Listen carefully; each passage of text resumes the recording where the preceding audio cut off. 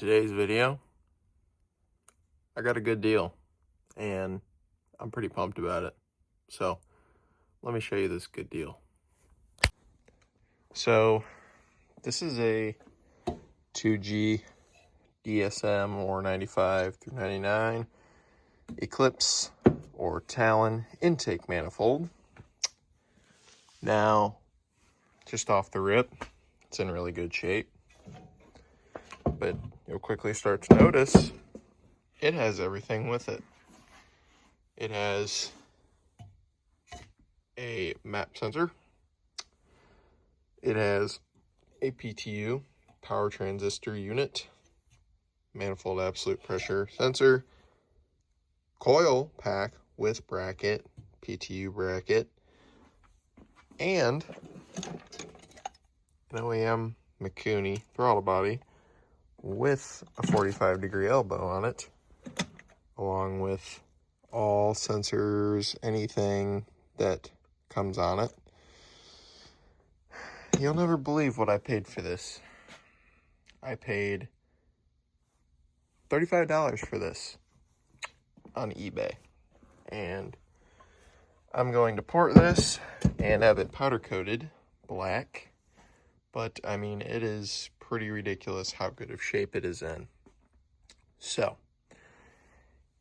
I'm going to get to stripping this sucker down, and I'm pretty pumped. So just have to figure out what I'm going to do with all of the extra stuff. I'm obviously not going to use it on my car because I don't use these type of coils. And I don't use the factory throttle body. PTU, none of that stuff will be used, so probably just keep it, put it on the park shelf in case I get another DSM someday. But yeah, I am freaking pumped about it, so let's get to tearing it down.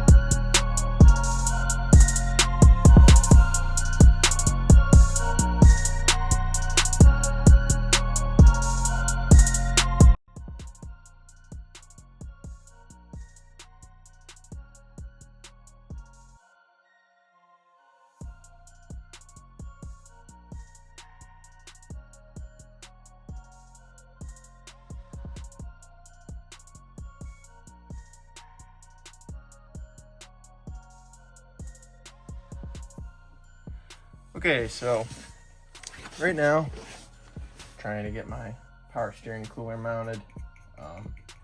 Gotta make a secondary bracket for this thing.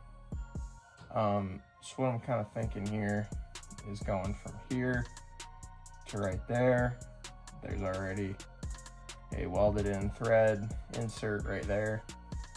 Shouldn't be a hard bracket to make. I'll probably get some aluminum, make it out of that, because bending my stainless steel is going to be a pain. And then as well, I have the wiring for this thing. Knocking stuff over. 4-gauge power and ground, as well as I have a 80 amp circuit breaker and these. And then something else is supposed to get here today, which is pretty cool for this car. You guys will see. But I'm gonna keep that kind of a secret because, yeah, I'm just going to. So, sorry, I'm trying to focus on what I'm doing right now.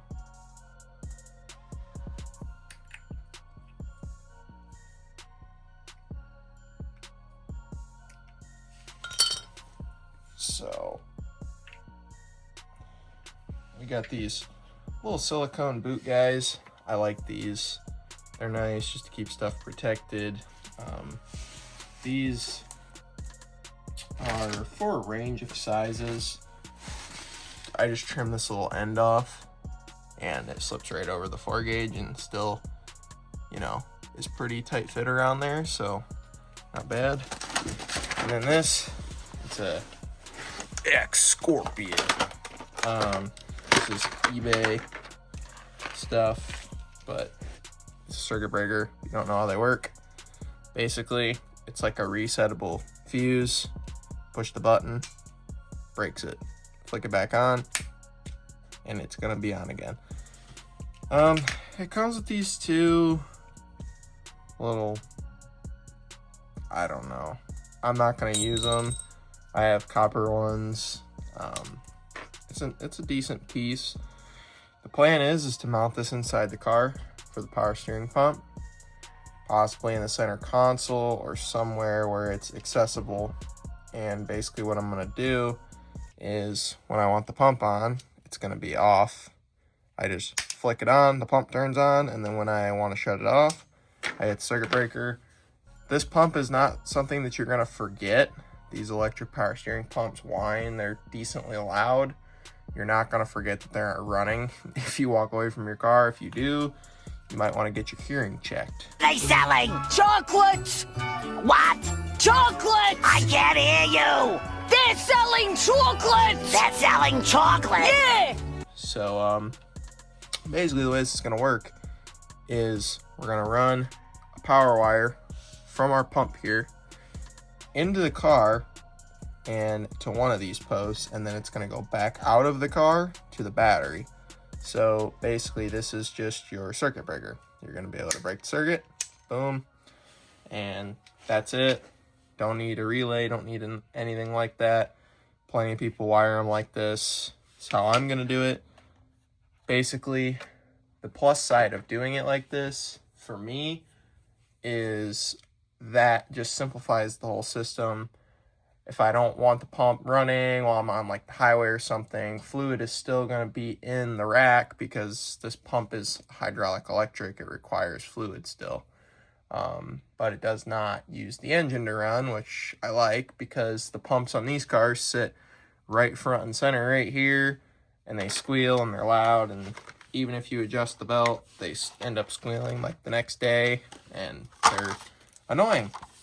So I'm gonna make the ground cable first, and I'm just gonna go straight to the frame over here somewhere.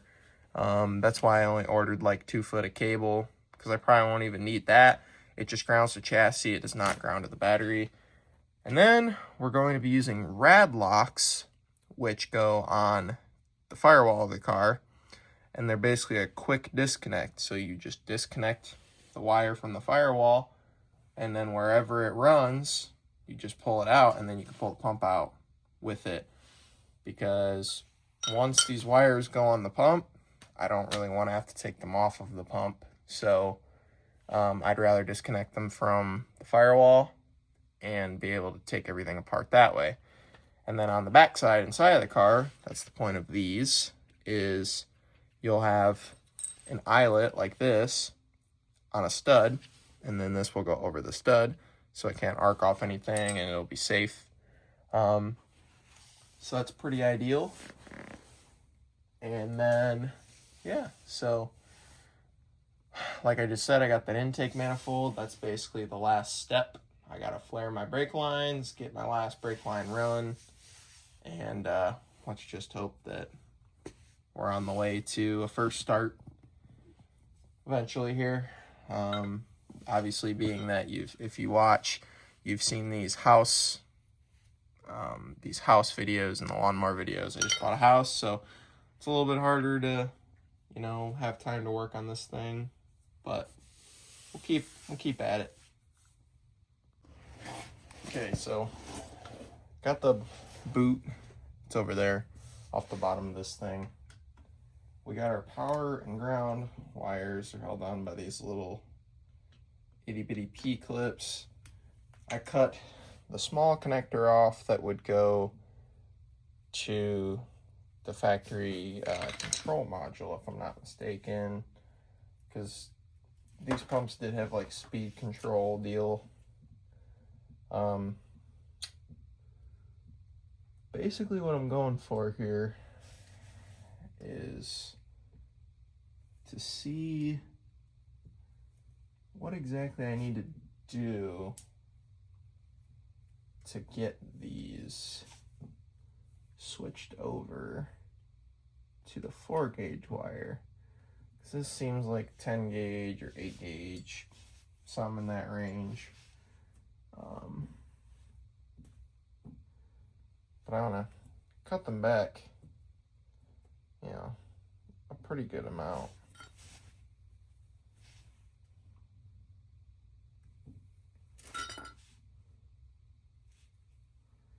Then we'll just shrink tube this wire, tape it up. Shouldn't be too bad. So I think I'm just gonna cut this wire right here. We'll strip them back and we'll start with the ground wire. I don't know. I don't think that I want to mess with the way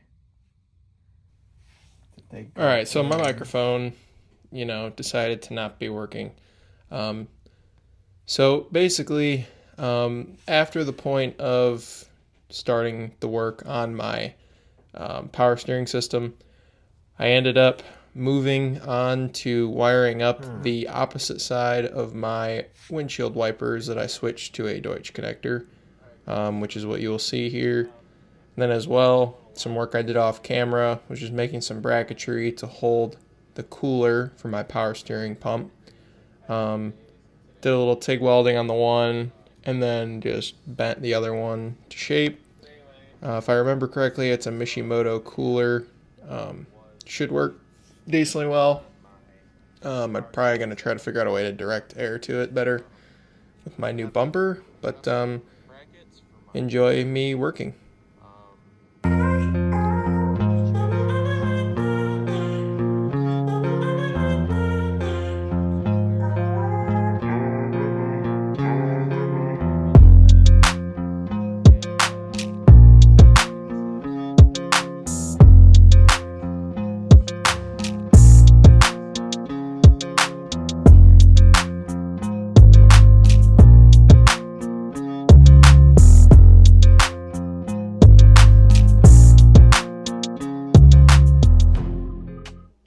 Alright, so at this point, I am going to be wiring my vehicle speed sensor to my gauge cluster because I'm not running a Haltech dash in my car. I'm running a factory dash in the way that the harness I paid for was wired.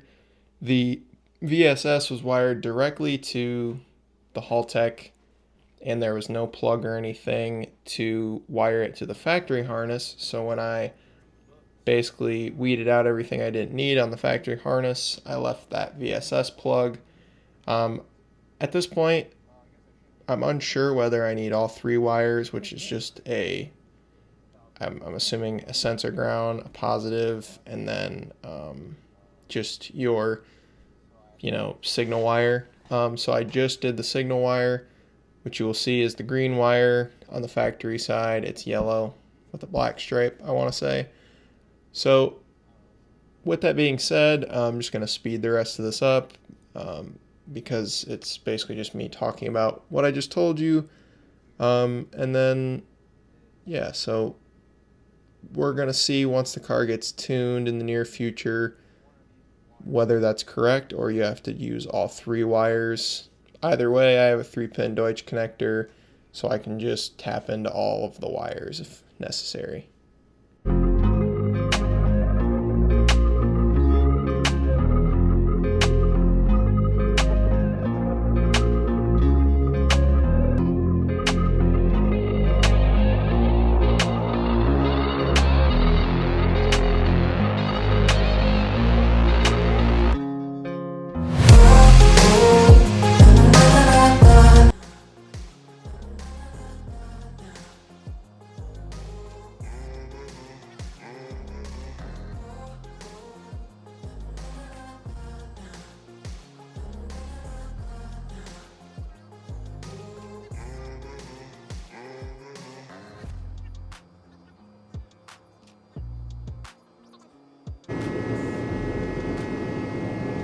Alright, so basically the way he has it on here, I'll zoom in and try to show you here. So when you look at the book, it has 1, 2, 3 on the connector. So basically, if you look at this, if you can see this, red is 1, black is 2, and then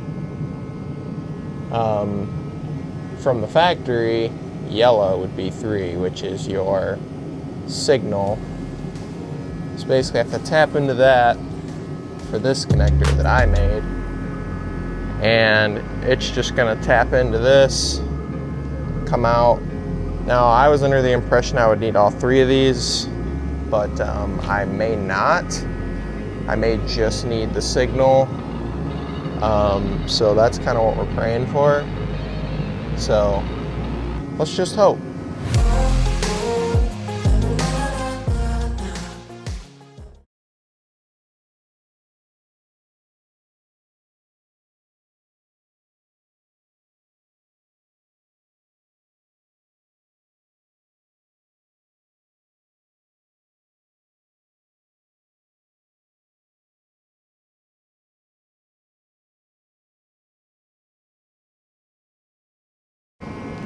Alright, so what I did is I just took the wire that he has as green and I cut it, and then I spliced it into a male Deutsch connector pin for a female Deutsch connector 3-pin. And then basically I just did it kind of how an OEM manufacturer would do it. Basically just have the wire coming out of the harness in a little spot I cut out, and then put it in the connector and then wrap the entire connector there. The other 2 wires are still secured inside the harness. So I think it turned out pretty clean. If I do end up having to use the other 2 wires, then what I'll do is I'll just cut the entire thing where I cut the other one, and basically just do the same thing. And then obviously as for the wipers, that came out good. So that's a lot of the wiring that I needed to get done. Probably gonna end this video off. A couple things that I need to get figured out are, yes, I have a mullet. Anyway, a couple things I need to get figured out right now are the intake manifold, because as I showed earlier, I got that that manifold for 35 bucks. The issue, however, is all of the fittings and stuff that I have in this one are not the same for that one. So I need to get that figured out, but otherwise, not too bad. Trying to get the power steering pump wired up and everything, so just plugging away at it. But I'm gonna end this video off here. Peace.